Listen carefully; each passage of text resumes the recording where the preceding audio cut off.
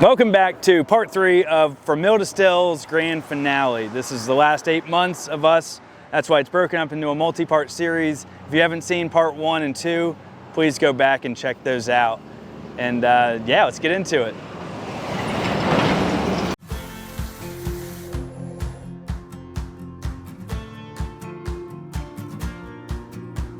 Hi, I'm Robbie Delaney. My wife Caroline and I started Muddy River back in 2011 with 35 bottles a day and a still named Freedom built in my parents' backyard. Year by year, we steadily grew the company into 6,000 square feet, our second location, taking our 30 bottles a day production to 1,300 bottles a day production. This is our first 4-year barrel down. We've outgrown our space in Belmont, so now we're moving the entire production upriver, up the Catawba, up Dutchman's Creek. Our new home will be the Mount Holly Cotton Mill, where we're doing a full historic restoration. I'm making donuts. Prefer donuts. Right now we just do the tours and tastings, but we're moving to Mount Holly in April. Going from 6,000 square feet to 20,000 square feet, we'll not only manufacture, bottle, and package our rum, we'll also have a full-service cocktail bar with a restaurant, private event spaces, a venue for concerts, shows, and festivals. Follow along as we transform this property from mill to still. Okay, so we put signs up. That's a thing that we did. And that was really cool because these signs are made from the steel that we pulled out of the first floor. And these old I-beams aren't really good for much in modern times, according to engineers. So they're good for decorative things. And these signs are really cool. I think they're very unique. At night they light up, and that's really cool. We have one on the Main Street entry and one on the Highland entry. And yeah, it was cool to see everybody get involved and do a little TIG welding and a little bit of bolting and stuff like that. And gotten a lot of compliments on it.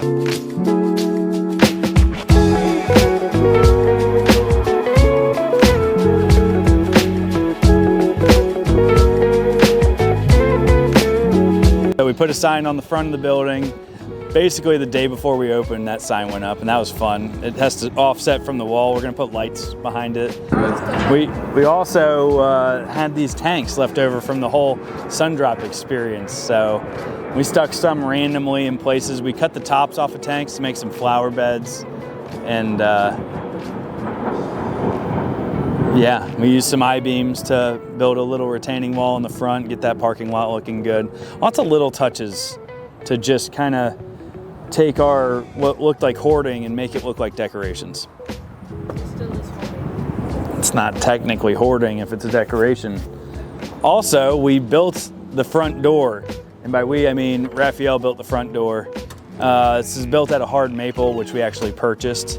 Not normal for us, but we wanted this door to be really nice, and so here it is. We use the same kind of molding that's around the windows, and it's a really just nice entryway.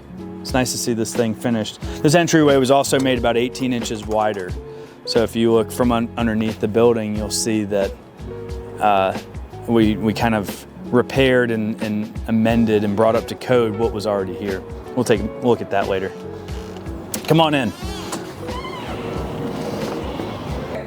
Hello and welcome to Muddy River Distillery. That's what people that stand here say, because this is our host station. This machine turned out amazing. It basically functions. If you look here, I can turn the whole assembly, and I won't because it's decorated for Halloween right now, but my father-in-law put over 2 years in restoring this thing, and it is absolutely beautiful. For those of you who haven't really seen the episodes of where we talk about it, this thing was downstairs. I convinced the previous owner to let us keep it, and I knew from the day I saw it that it was going to be our host stand, and here it is. It looks pretty cool.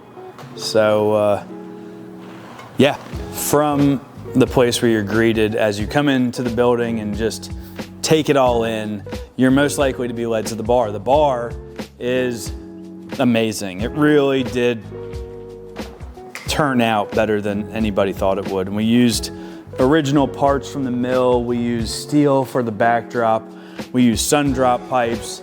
We used new porcelain tile for the top. custom fabricated the drink rail. There's so many like little things. There's too much to even talk about here. So I'm just gonna give you a second to kind of soak it all in.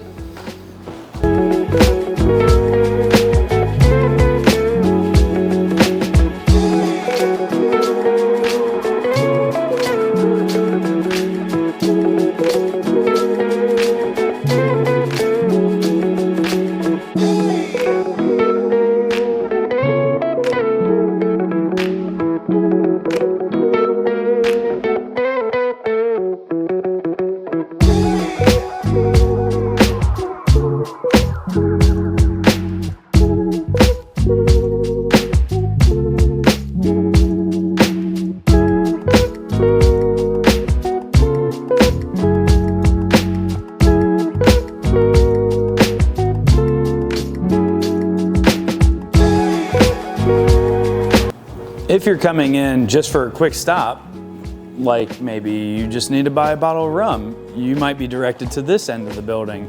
I don't know if you've been to our original facility before, but we had an 8x8 liquor cabinet, and we've done the same thing here except with, you know, lights and just brighter and cleaner and just fits the mill better. And this thing is amazing. We have to lock it so it doesn't stay open. As you can see, here's how we unlock it.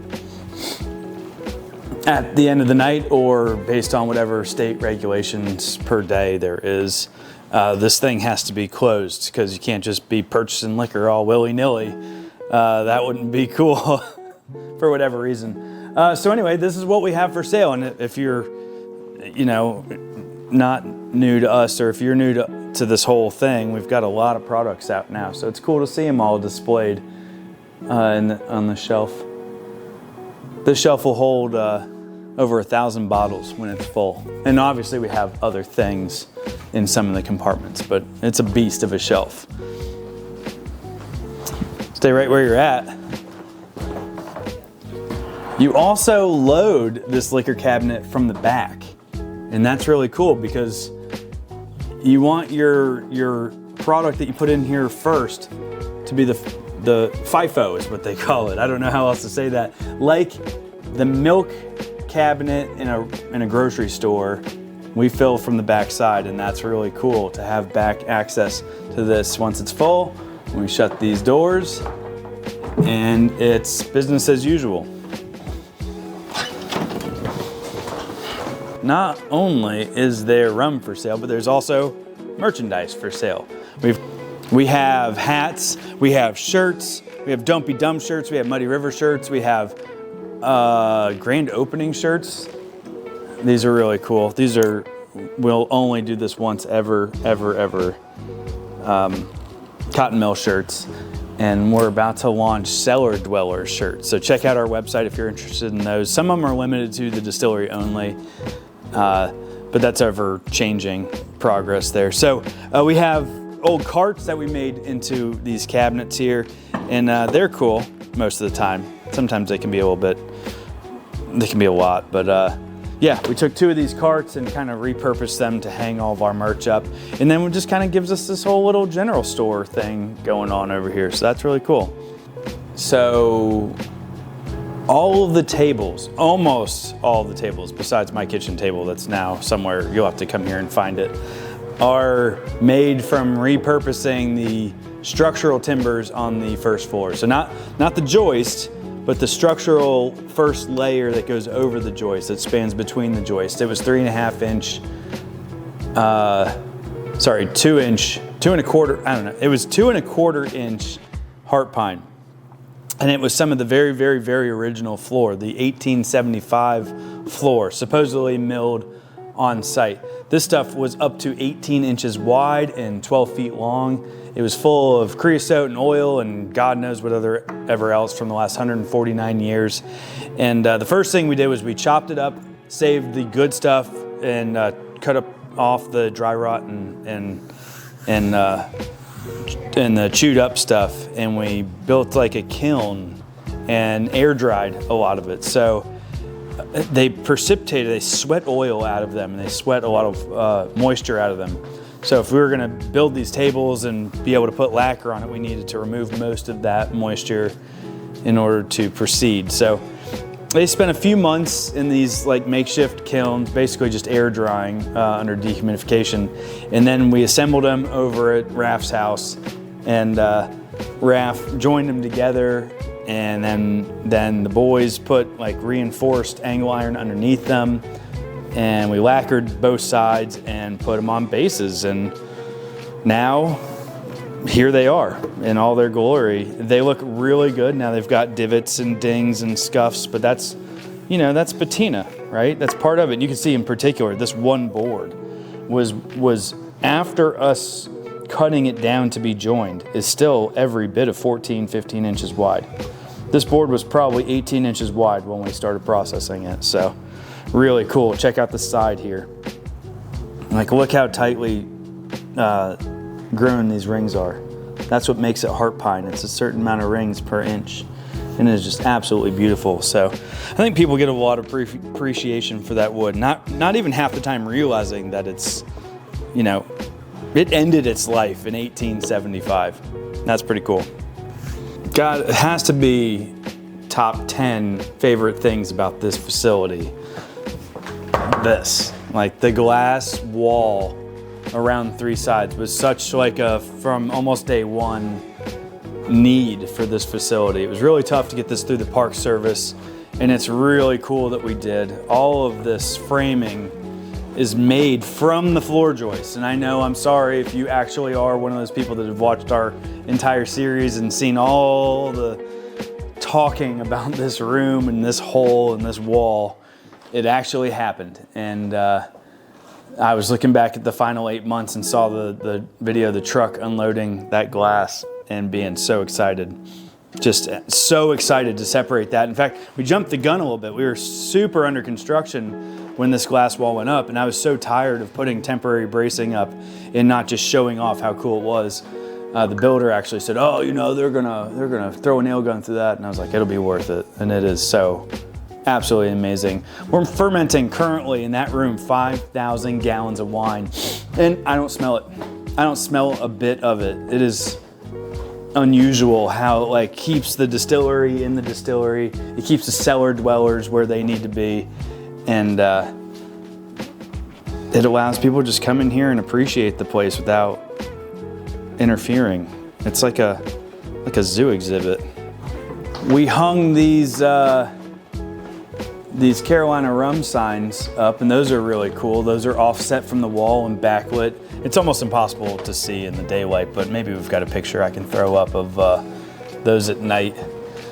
The historic windows, we left all the pockets from every floor joist exposed, and that was so that people could see that this used to be a floor all the way across. We didn't want people to come in here and assume this atrium style double height wall was always here. This is a new feature to the mill, and that should be made abundantly clear when people come in here. This is not historically what this thing looked like.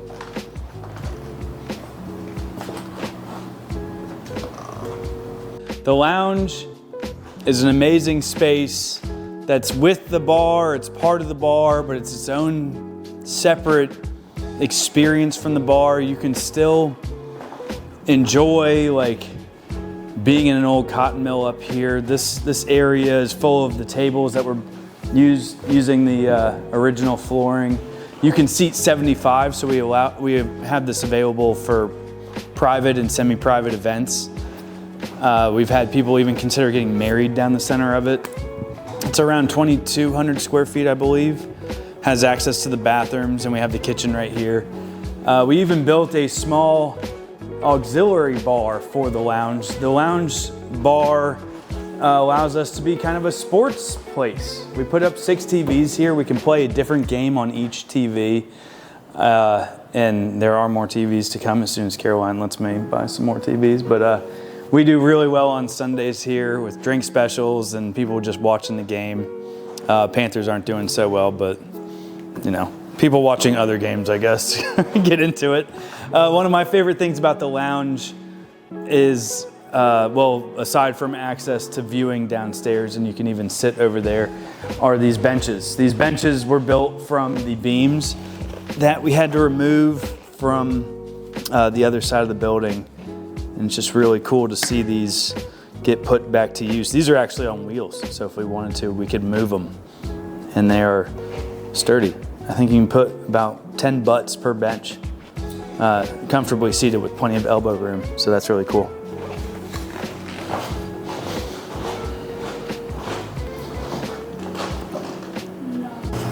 We have a kitchen. That's crazy. I never thought in my life that Muddy River would have a kitchen. Here you go, ma'am. Hope you enjoy it.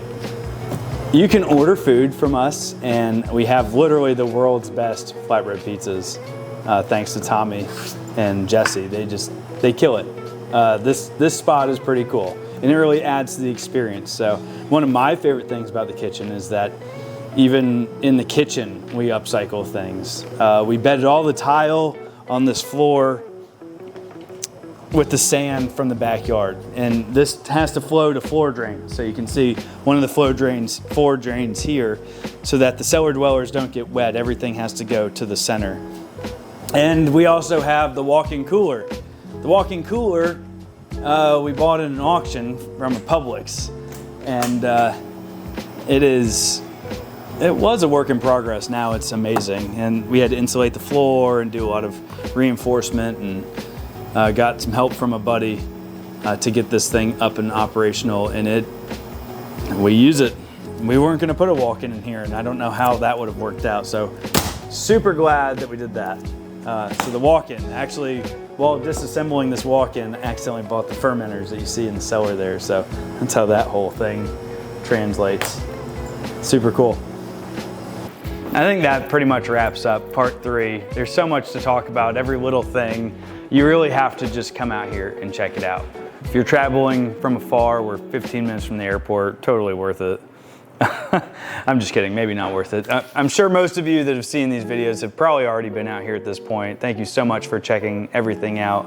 The little things about this building, it can't be talked about enough in these videos. Little things like my mom doing all the decorations from like the historic elements that were just left behind. There's still so much of that to do, but like these old parts and pieces of mill equipment, these spindles here we think date back to like when the mill originally opened, and she made that art out of them. The heddle frames that you see around, the decorations are really cool, and also you know, a continuous work in progress.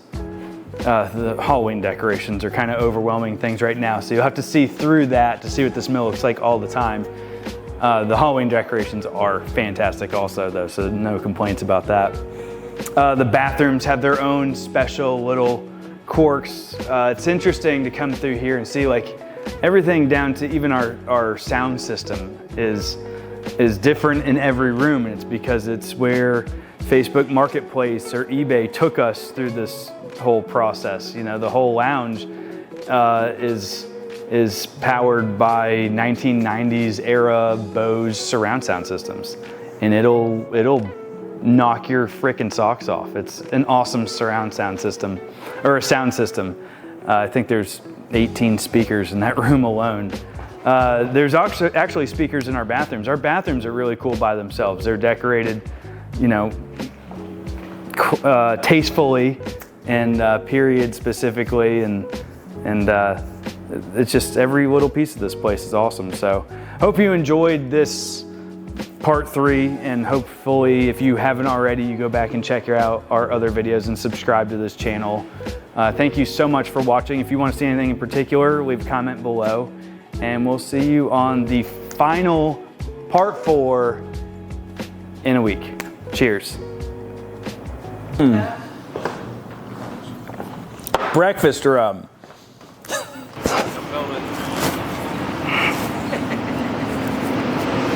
Moose knuckle. Part of. Hang on, redo that. Their back hatch is open. Not